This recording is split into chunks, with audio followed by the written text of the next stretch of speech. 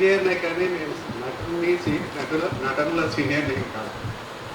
Senior నటులకు పరిచయం చేశారు.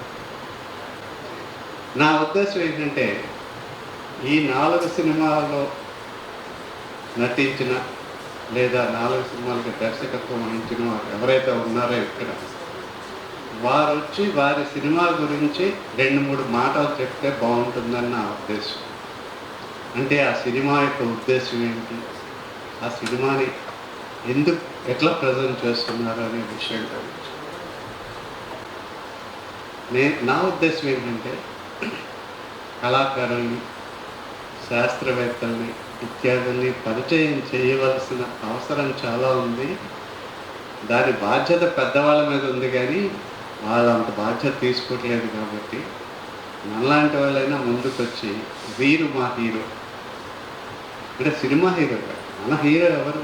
సైంటిస్టులు, ఫుట్బాల్ ప్లేయర్స్, కళాకారులు, సంగీతకారులు ఇత్యాదులు, వీళ్ళంతా హీరోస్ అన్నమాట. ఆ హీరోస్ గురించి మనం చెప్పగలిగితే పిల్లలు స్ఫూర్తి తీసుకుని పైకి వస్తారని నా నమ్మకం. అంటే రోల్ మోడల్స్ అంటారు ఇంగ్లీష్లో.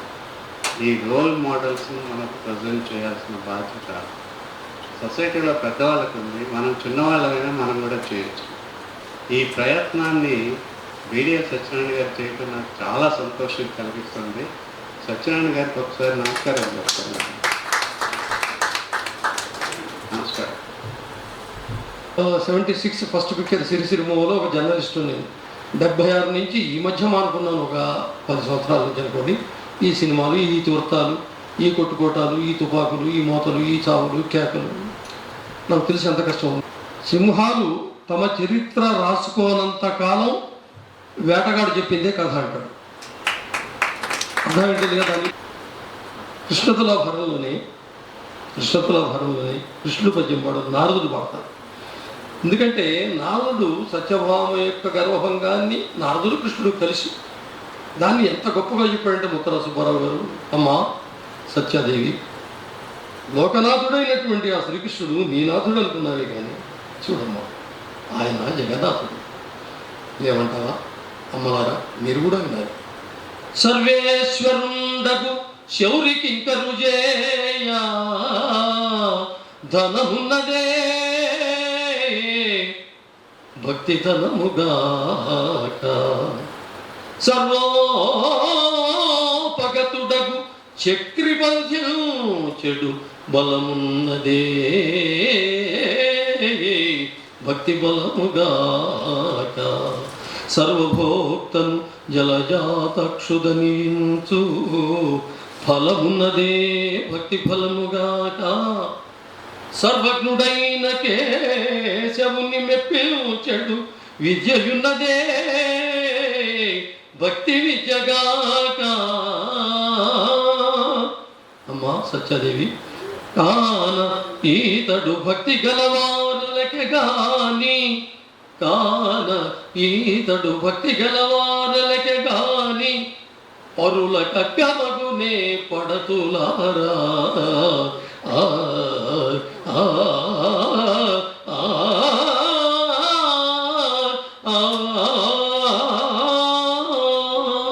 ఇది ఎప్పుడెప్పుడు ఎవరెవరు ఎట్లా కలుస్తారో చెప్పలేము మనం. కాబట్టి అరవిందంబుల వంటి కన్నుగవతో, అరవిందంబుల వంటి కన్నుగవతో, హాస్యాన చిరునవ్వుతో, హరినీలంబుల బోలు ముంగురులతో, అద్వైతమౌ శక్తివై కరుణామూర్తిగా నిత్యముత్రమగు శృంగారాన మామోములన్ చిరకాలంబు నటింపు మమ్మ జననీ శ్రీరాజరాజేశ్వరి. నేను ఎంత ఆస్తికున్నో అంత హేతువాది. నమస్కారం. ధన్యవాదాలు. అలాగే వీళ్ళని బట్టి మీ బెల్వమంగళుడి పాత్ర చిత్రీకరణకు ప్రదర్శనకు కూడా తప్పనిసరిగా దాశరథి థియేటర్ నుంచి పూనుకునే ప్రయత్నం చేస్తామని మీకు తెలియజేసుకుంటూ, అలాగే ఈ ప్రశంస సర్టిఫికెట్లు ఇచ్చే ముందు నది చిత్ర దర్శకులు ఏమైనా మనతో కొంత తన మనోభావాలు పంచుకుంటే తృప్తికరంగా ఉంటుంది. వేదిక ముందున్న పెద్దలందరికీ నమస్కారం. నది షార్ట్ ఫిల్మ్ అంటే మనం ఎప్పుడైనా సరే బాధితుల పక్షాన నిలబడాలి. మనందరం ఏం చేస్తామంటే బలవంతుల పక్షాన నిలబడడానికి ఎక్కువగా దృష్టి చూపిస్తూ ఉంటాం మనం. కానీ మనం బాధితుల పక్షాన నిలబడినప్పుడే మనం బలవంతుల పక్షాన నిలబడినప్పుడు మనం నిజంగా బలహీనులం. సో కాబట్టి చాలామంది అడిగారు నది చేస్తున్నప్పుడు రేప్ సీన్ ఏమన్నా పెట్టాల్సిందండి అన్నారు. నేను అది ఎలా చేస్తారో చూపించడం కాదండి నా ఉద్దేశం, నేను ఇలాంటి వాళ్ళతో ఎలా ప్రవర్తించాలని చెప్పడం నా ఉద్దేశం. కాబట్టి నా ఉద్దేశం ఏదో అదే ప్రజెంట్ చేస్తున్నాను. నేర్చుకోవాల్సింది అది కదా, చెడ్డవి చూసి నేర్చుకోవడానికి అది కాదు, అందుకనే అవి పెట్టలేదండి, అది కదా మన సంస్కారం అని చెప్పి ఇది చేశాను. అయితే నదితో పోల్చినప్పుడు మనం స్త్రీమూర్తులను, నది కూడా స్త్రీమూర్తే, మనం పోలుస్తూ ఉంటాం. నిజంగా నదిని మనం చెత్తపడేస్తాం, ఇది చేస్తాం, అది చేస్తాం, అన్నీ నదిని మొత్తం చాలా కలుషితం చేస్తాం.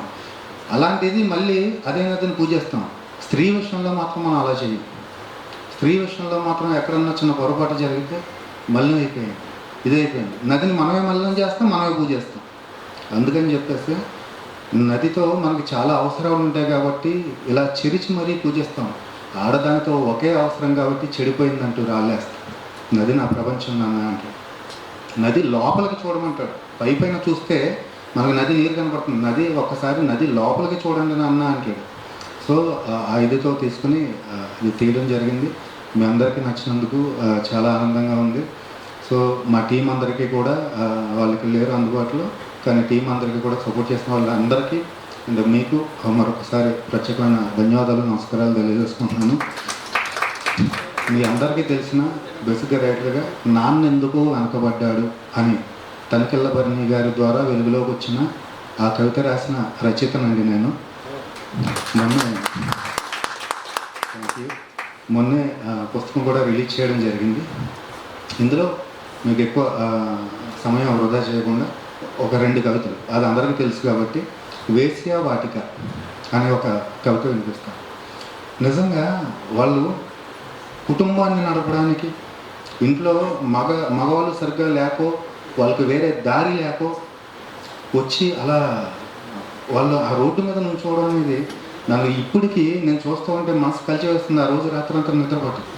అలాంటి ఇదిలో ఒక వేసే వాటి కానీ ఒక కవిత మీకోసం వినిపిస్తాను. ఇప్పుడు ఈ శరీరాన్ని పళ్ళతోటను చేసి చాలా రోజులైంది. వచ్చి ఆకలి తీర్చుకుపోయే వాళ్ళే తప్ప మా ఆకలి దప్పులను చూసిపోయిన వారు ఎవరూ లేరు. ఈ శరీరాన్ని వ్యాయామశాల చేసి చాలా కాలమైంది. కసరత్తు చేసుకుపోయేవారే తప్ప మా కన్నీటిని చూసిపోయిన వారు ఎవరూ లేరు. ఈ శరీరం గర్భగుడి కాదు. ఈ శరీరం గర్భగుడి కాదు, దేవుడు ఒక్కడినే ప్రతిష్ఠించుకోవడానికి. మా శరీరం ఒక రచ్చబండ. దీన్ని ఎవరు అధిరోహించి ఏ తీర్పు చెప్పినా తల వంచి వినాల్సింది. మేము పెట్టుకునే పూలకు నలిగిపోవడమే కానీ వాడిపోవడం తెలియదు. మేము పెట్టుకునే పూలకు నలిగిపోవడమే కానీ వాడిపోవడం తెలియదు. ఇక్కడ చల్లిన అత్తరుకు మత్తు వాసన తప్ప మా మనసు వాసన తెలియదు. ఎంతమంది ఎడారి కోర్కెలకు ఈ శరీరం దాహం తీర్చిన వయాసిస్ అయ్యిందో, ఎన్ని శరీరాలు ఈ శవం మీద నుంచి పొర్లుకుంటూ పోయాయో. అనుక్షణం వేసే వాటికలో ఆకలి మంటల చితుల్లో కాలుతున్న మా బ్రతుకులకే ఆ బాధలు తెలుసు. మేమంటూ లేకపోతే ఈ కామాంధుల చూపుల రాళ్ళు తగిలి ఎన్ని పెరట్లో చెట్లు గాయపడేవో. మేమంటూ లేకపోతే ఈ కామాంధుల చూపుల రాళ్ళు తగిలి ఎన్ని పెరట్లో చెట్లు గాయపడేవో. మా బతుకులు ఛిద్రమైనా పర్వాలేదు, మా వలన కొందరి బతుకులైనా భద్రంగా ఉన్నాయి. ఈ ఒక్క ఆత్మసంతృప్తి చాలు మాకు, కళ్ళు తెరవని ఈ సమాజం ముందు ప్రశాంతంగా కన్ను మూయడానికి. Thank you. ధన్యవాదాలు సార్. ఇంతకుముందు పెద్దలు మాట్లాడుతూ ఆడియన్స్ తక్కువగా ఉన్నారని కొంచెం వాళ్ళ బాధను వ్యక్తం చేశారు. అవసరం లేదండి, ఇక్కడ ఒక్కొక్కరు 100 మందితో సమానం.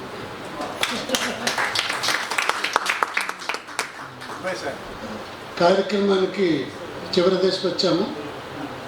సర్టిఫికేట్లు ప్రదానం చేయబోయే ముందు శ్రీ వినయ్ కుమార్ గారు సెక్రటరీ, సుందరయ్య విజ్ఞాన కేంద్రం మేనేజింగ్ కమిటీ వారిని వేదిక మీదకి వచ్చి వారి ఆశీస్సులు అందజేస్తే తరువాత మనము సర్టిఫికెట్లతో దానం చేసుకున్నాం. శ్రీ వినయ్ వంటి ఆశయం క్రమంగా నెరవేరుతుంది. అదకు నేను చాలా సంతోషిస్తున్నాను. అభ్యుదయమైనటువంటి పురోగామి దృక్పథం కలిగినటువంటి సామాజిక ఇతృత్వంతో కూడిన సినిమాలు ఇక్కడ ప్రదర్శించాలి అనేటువంటిది మా ఆశయం. దానికి అనుకూలంగానే ఇక్కడ సినిమాలు వస్తున్నాయి, వాటిని ప్రదర్శించగలుగుతున్నాం. ఈ నది సినిమా నాకు 2 విషయాల్ని గుర్తు చేస్తుంది. మొదటిది సుందరయ్య గారు మాకు చెప్పినటువంటి పాఠాలు. ఆయనకి నేను అంతకుముందు ఈనాడులో పనిచేశాను.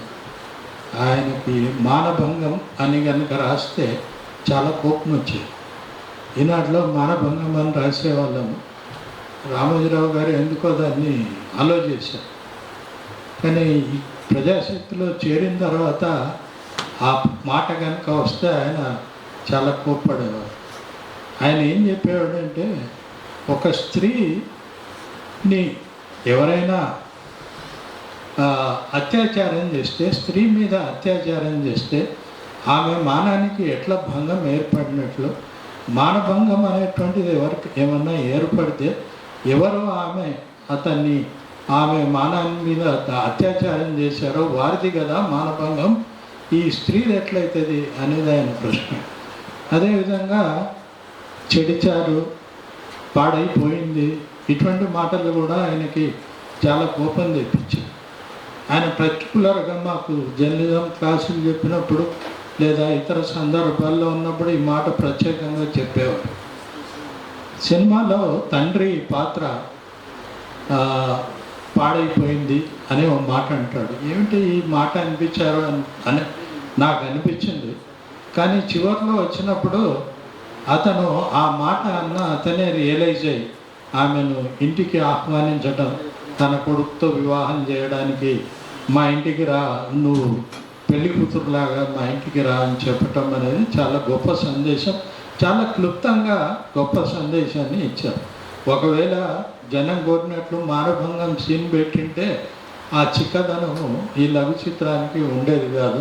డైరెక్టర్ గారు చాలా మంచి నిర్ణయం చేశారు. ఇక 2వ అంశం దీనికి సంబంధించి నాకు గుర్తొచ్చేది ఏంటంటే, మన టి కృష్ణ మొదటి సినిమా నేటి భారతం. ఆ సినిమాలో విజయశాంతిని 4 రేప్ చేస్తారు. ఈ 4 రేప్ చేయడం వల్ల ఆమె గర్భవతి అవుతుంది. ఈ గర్భవతిని అతని పేరు hero Suman Rajasekhar next film Suman పెళ్ళాడతాడు. పెళ్ళాడినప్పుడు నాకు ఒక పత్రికా ఆఫీస్లో కూర్చొని ఉంటే కృష్ణ గారు వచ్చారు.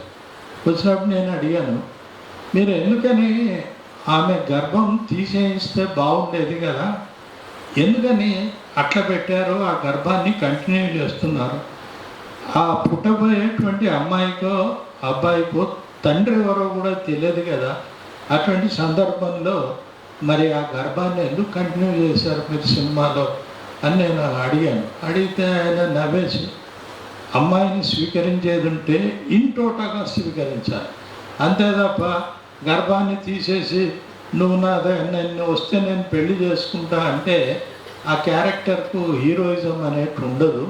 ఆ టోటల్గా ఆ అమ్మాయిని స్వీకరించినప్పుడే దానికి హీరోయిజం అనే ఆ పాత్రకి హీరోయిజం అనే లక్షణం ఉంటుంది. అందుకని నేను అట్లా పెట్టాను అని చెప్పేసి ఆయన నన్ను కరెక్ట్ చేశాడు. ఆయన చెప్పిన తర్వాత నాకు కూడా కరెక్టే మరి అని నాకు కూడా అనిపించింది. ఈ సినిమాలో కూడా తండ్రి పాత్ర అదే విధమైనటువంటి రియాక్షన్ తండ్రి పాత్ర అది ఉంటుంది. ఈ చాలా గొప్ప సినిమా, క్లుప్తంగా ఉన్న చాలా గొప్ప సినిమా.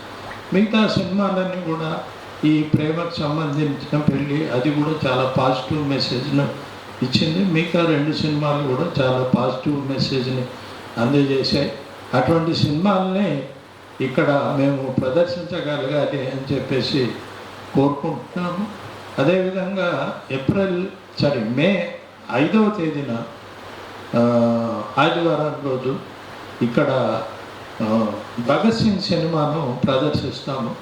నిజానికి ఆ సినిమా నేను చూడలేదు, కానీ భగత్ సింగ్ మీద వచ్చినటువంటి 3 సినిమాలు మనోజ్ కుమార్ నటించింది, తర్వాత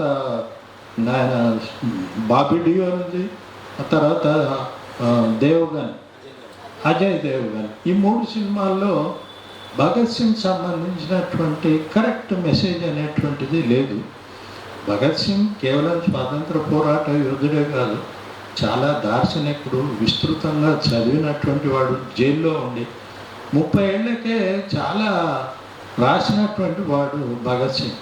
ఆ పార్ట్ను వదిలేసి మిగతా పార్ట్లన్నీ సినిమాల్లో ఉంటాయి. ఇప్పటికి కూడా భగత్ సింగ్ హిందీలోను పంజాబీలోను రాసినటువంటివి చాలా ఇంగ్లీష్లోకి రాలేదు. ఏమైనా భగత్ సింగ్ అనేటువంటిది మనకు అందరికీ ఉత్తేజం కలిగించేటువంటి క్యారెక్టర్. ఆ సినిమా 5వ తేదీన ఉంటుంది. మీరందరూ కూడా వచ్చి ఆ సినిమాను చూసి అవకాశం ఉంటే మీ అభిప్రాయాలు కూడా చెప్పాలని కోరుతూ ముగిస్తాను. Thank you. అంటే పిల్లవాళ్ళకంటే స్కూల్ గోయింగ్ ఏజ్లోనే అప్పుడే చిన్న చిన్న నాటకాలు వేసేవాళ్ళం అనమాట. అప్పుడు నేను ఒక నాటకం వేసాను. ఆ తర్వాత ఎంబీబీఎస్ చదివేటప్పుడు కర్నూలు మెడికల్ కాలేజ్లో ఎంబీబీఎస్ చేశాను అనమాట. ప్రతి కల్చరల్ యాక్టివిటీలోనూ నేను ఏదో ఒక నాటకంలో పార్టిసిపేట్ చేస్తుండేవాడిని. ఆ విధంగా నాకు అంటే ట్రెడిషనల్గా వచ్చినటువంటి నాటకాల మీద వచ్చినటువంటి అభిరుచి, అలవాటు ఉంది. సో అదేవిధంగా నేను సహజంగానే చాలా అంటే పుస్తకాలు పురుగుని, చాలా పుస్తకాలు బాగా చదివినవాడిని, పురాణాలు అన్నీ చదివినవాడిని, నవళ్ళు, పెద్ద పెద్ద రచయితల యొక్క పుస్తకాలు, కాళ్ళకూరి నారాయణరావు గారి రచనలు మొత్తం చదివాను నేను. మా అన్నయ్య గారు కాళ్ళకూరి నారాయణరావు గారి రచనల మీద థీసిస్ చేశారు, పిహెచ్డి. సో అలా నాకు పురాతనమైనటువంటి ఆ కాలపు రచయితలు కూడా తెలుసు అనమాట. అడవి భద్రాజు గారి రచనలన్నీ చదివాను. ఇటువంటి ఇంత మార్పు వచ్చినటువంటి ఈ తరాన్ని మొత్తాన్ని చూస్తున్నటువంటి మా జనరేషన్ ఏవైతే ఉన్నామో ఈ రకమైనటువంటి సిచ్యుయేషన్స్ అన్ని అర్థం చేసుకోగలను. నాకు వచ్చిన ఐడియా ఏంటంటే అది చూస్తున్నప్పుడే నాకు వచ్చింది అనమాట ఐడియా. ఇలా అతను పెళ్లి చేసుకుంటానని అన్నప్పుడు తండ్రిగా లేదు, నేను మన ఇంటిని నేను అది యాక్సెప్ట్ చేయలేనని చెప్పడం కాకుండా, మరి ఒక అమ్మాయికి, ఒక స్త్రీకి ఒక దెబ్బతిన్నటువంటి స్త్రీ దెబ్బతిన్నదనే చెప్పాలి. అవమానించబడింది కానీ, అనుభవించబడిందని కానీ, రేప్ చేయబడింది కానీ చెప్పాల్సిన అవసరం లేదు. జీవితంలో ఒక దెబ్బతిన్న స్త్రీకి అండగా నిలవడానికి పెళ్ళి ఒక్కటే మార్గమా? అది కాదు. అలా కాకుండా అమ్మాయికి జీవితంలో అమ్మాయికి ఏం కావాలో ముందు అది కనుక్కో. ఆ కనుక్కొని అమ్మాయికి ఏది కావాలో దానికి నువ్వు అండగా నిలబడు. పెళ్లి చేసుకోవడం అనేది అది మీ ఇద్దరికి ఇష్టమై చేసుకుంటే బాగానే ఉంటుంది. కానీ అలా కాకుండా అమ్మాయి డిఫెన్స్లు అంటే అమ్మాయి దెబ్బతిన్నది కాబట్టి ఒక విధమైనటువంటి జాలి పడేటువంటి స్థితిలో ఉన్నటువంటి ఒక అమ్మాయిని పెళ్లి చేసుకున్నావు అంటే ఒక రకంగా జాలి చూపించి పెళ్లి చేసుకోవాలనుకుంటున్నావు. కానీ అటువంటి సిచ్యువేషన్ కాదు. అమ్మాయికి అండగా నిలబడి, అమ్మాయి కాళ్ళ మీద నిలబడి, అమ్మాయి చదువుకొని తన కాళ్ళ మీద తను నిలబడేటట్టుగా చేసి, ఆ తర్వాత అమ్మాయి ఏ రోజైతే ఇష్టపడుతుందో ఆ రోజు పెళ్లి చేసుకోవాలని చెప్పేటువంటి మెచ్యూరిటీ తండ్రిలో ఉండాలని నేను కోరుకుంటున్నాను. అటువంటి మెచ్యూరిటీ మా జనరేషన్లో ఉందని చెప్పదలుచుకున్నాను. Thank you. చాలా మంచి విశ్లేషణ చేశారు. వీరి విశ్లేషణ వింటుంటే త్వరలోనే వీరి నిర్మాణంలోనూ దర్శకత్వంలోనూ మహానది అనే ఒక కాన్సెప్ట్ రావాలని కోరుకుంటున్నాను.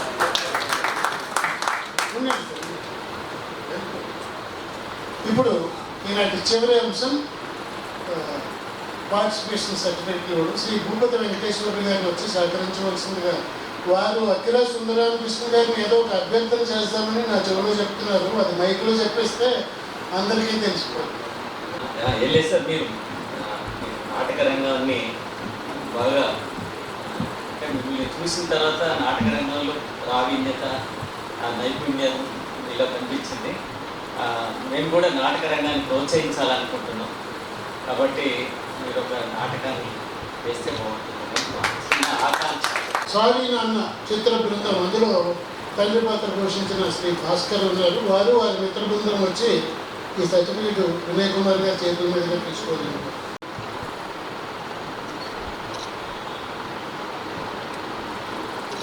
ఓకే,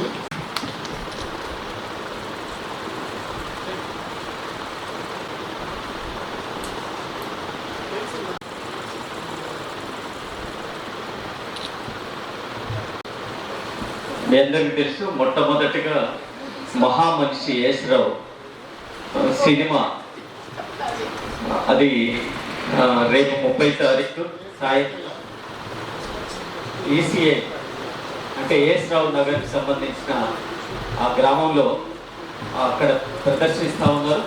కాబట్టి మీరు తప్పకుండా రావాల్సిందిగా విజ్ఞప్తి చేస్తూ ఉన్నాం. అట్లాగే మే 5వ తారీఖు నాడు భగత్ సింగ్ సినిమా కూడా ఉంటుంది కాబట్టి దానికి కూడా తప్పక రావాల్సిందిగా విజ్ఞప్తి చేస్తూ ఈ కార్యక్రమాన్ని జయప్రదం చేసిన మీ అందరికీ పేరు పేరున మరొకసారి కృతజ్ఞతలు, ధన్యవాదాలు, నమస్కారం. Thank you sir.